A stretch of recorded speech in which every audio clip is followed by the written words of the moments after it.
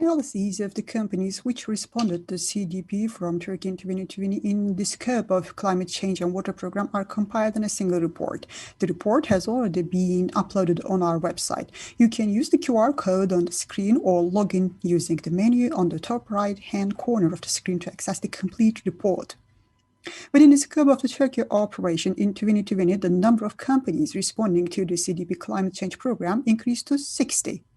And for the CDP water security program, it increased to 36. Even in the midst of COVID-19 crisis, it represents a significant increase in reporting compared to 2019. These ratios also confirm CDP's opinion that the environmental reporting should continue despite the pandemic. All of the companies responding under the water program also responded to the climate change program.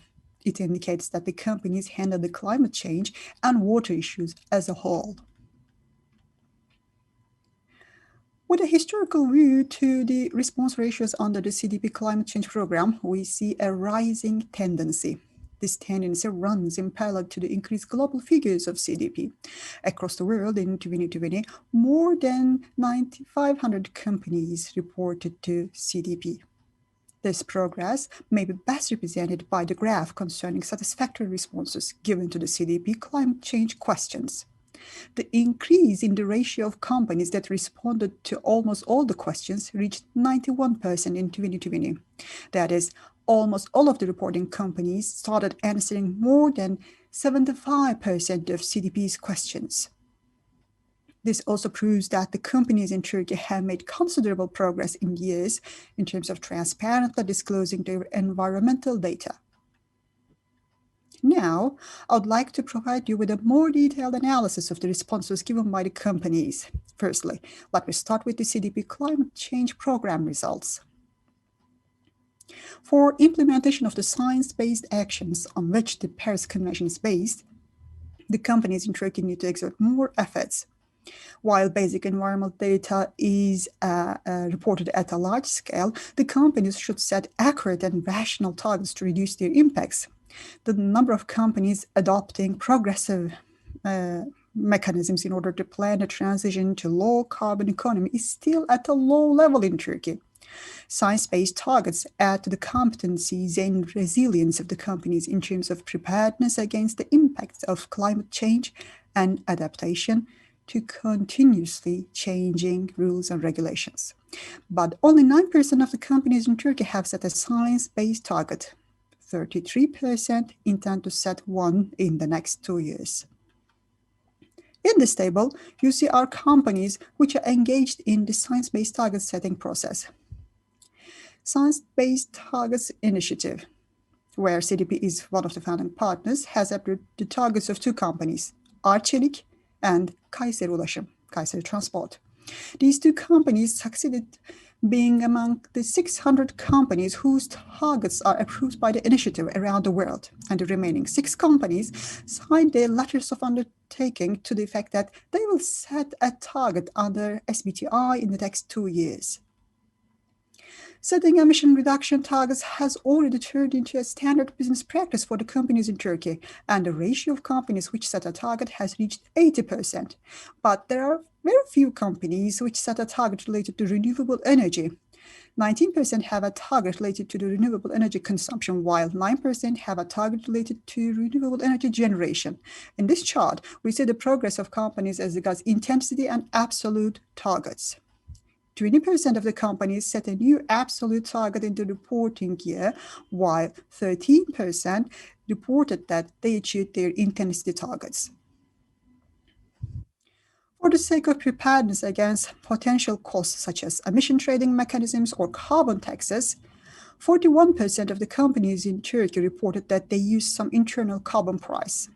20% of the companies state that they will start with the carbon pricing practice in the next 2 years. The increase in the figures mostly originates from the rapid increase in the direct or indirect carbon pricing regulations, as well as the pressure coming from the stakeholders.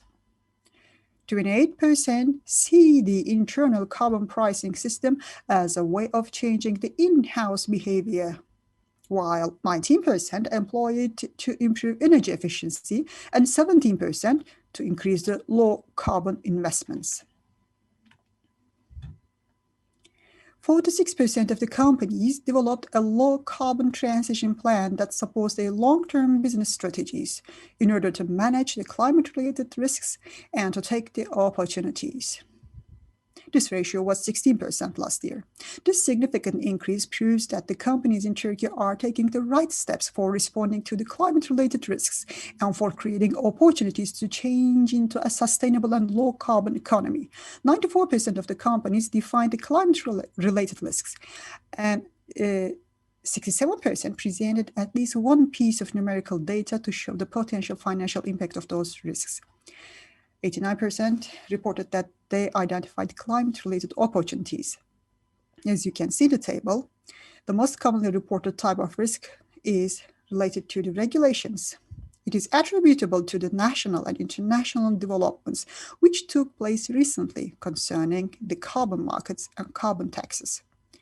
Acute and chronic physical risks reported can be associated with the temperature rises which affect all over Turkey and extremely varying weather conditions. The most reported opportunities this year are seen to be related to the goods and services offered by the companies. As for the potential financial impacts of the risks and opportunities defined by the companies, increased operating costs appear to be at the top of the risks list. The most reported potential financial opportunity is reported to be the increased revenues resulting from the increased demand for the goods and services supplied by the companies. And where do the risks and opportunities show up in the value chain? Even though the companies report that majority of the risks emerge in the direct operations, 43% report that the risk factors emerge in their supply chains. Here it's interesting that only in the customer arm, the potential opportunities overweigh the potential risks. It means the companies are aware of the potential that their relations to the customers may yield opportunities. The companies should totally integrate their value chain into their way of practice and regularly follow up these processes in order to manage the critical risks. In Turkey, 89% of the companies report that they are in communication with their value chain on climate change-related topics, while only 30% include in their reports details of the supplier engagement strategies in relation to climate. 87% of the companies in Turkey reported to have at least one active emission reduction initiative in the reporting year. More than half of the companies state that those initiatives relate to improved energy efficiency in the production processes. 48% reported energy efficiency initiatives taken in the buildings with a big potential to save carbon emissions. Furthermore, half of the reporting companies believe that active emission reduction initiatives will offer the return of investment in less than 1 year. In order to channel their investments to emission reduction activities, companies have adopted several methods in recent years. These include particularly the dedicated budgets for energy efficiency with a ratio of 52%. Another commonly employed method is compliance with the applicable regulations and standards to the highest possible extent. This year, we prepared an infographic section which compares the data from the last decade based on the fundamental indicators. You can find it in the report. I'd like to elaborate in this presentation on the parts related to emission data in particular. The current position of Turkey regarding carbon emission reporting is promising. Almost all of the companies do report the Scope 1 and 2 emissions, while in Scope 3 reporting in 2020, the highest ratio is attained with 87%. 65% of the responding companies detected reduction in their carbon emissions compared to last year. As for the course of emission reporting by companies in the last decade, the strategies implemented and the actions taken are seen to be working for emission reduction. Now, let's have a quick look at our analysis under the water program. Although 91% of the companies reporting from Turkey reported that they did risk assessment concerning water, only 26% reported that water had some damaging effect on the operations. This demonstrates that many companies have not yet clearly identified at which stage and to what degree they are exposed to water risks. According to the chart, in 2020, 38% of the companies reported that they considered water as part of environmental risk assessment, 44% as part of a company-wide risk assessment system, and half under the corporate risk management framework. Most companies try to cut their water consumption through recycling and reuse. But despite the efforts, the need for water in the industrial operations does not decrease. 29% of the companies responding from Turkey measured a lower water consumption compared to last year, whereas 32% reported some increase. 44% of the respondent companies reported that they withdrew less water from water resources compared to last year, while 29% reported some increase from the last year. The most common cause for the increased water withdrawal is reported to be the increased production. 53% of the respondents reported that over half of the water they withdrew was actually withdrawn from areas with water scarcity. We see a significant increase in this ratio, which was 39 in 2019.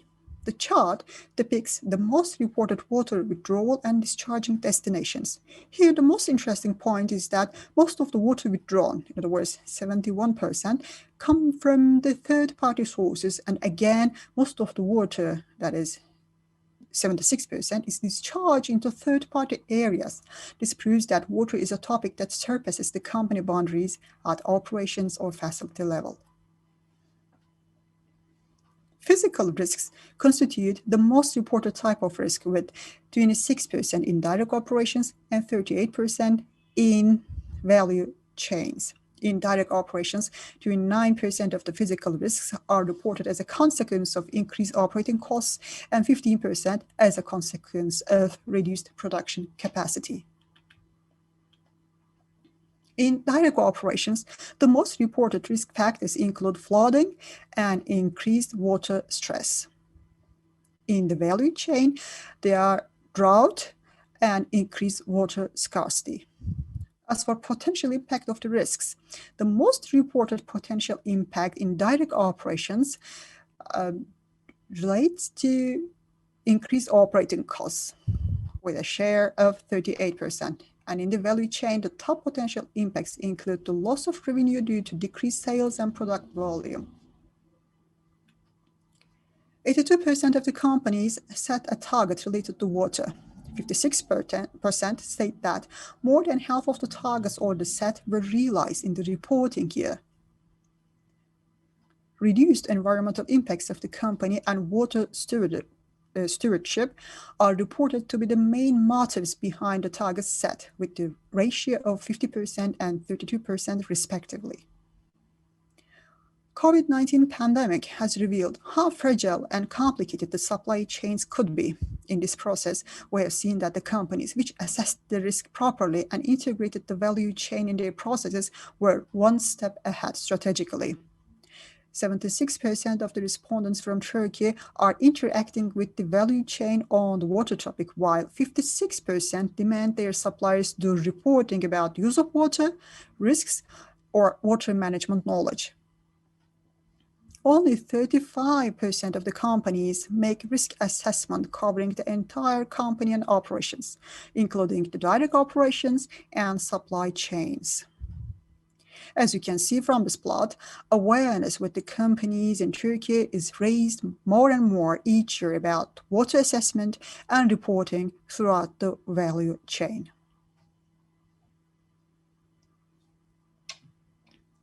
Another program of CDP is CDP cities. In this scope, about 900 cities or municipalities around the world disclosed their environmental data in 2020. On this screen, you can see the 11 municipalities from Turkey which responded to CDP cities program in 2020. We congratulate all the municipalities on their leadership for environmental reporting. In 2020, over 9,500 companies responded to CDP across the world, and they have been ranked by CDP methodology, one of the most reliable rating methodologies in the world. In the assessment, the companies climbed up the disclosure, awareness, management, leadership steps one by one and attempted at the highest rating, which is A.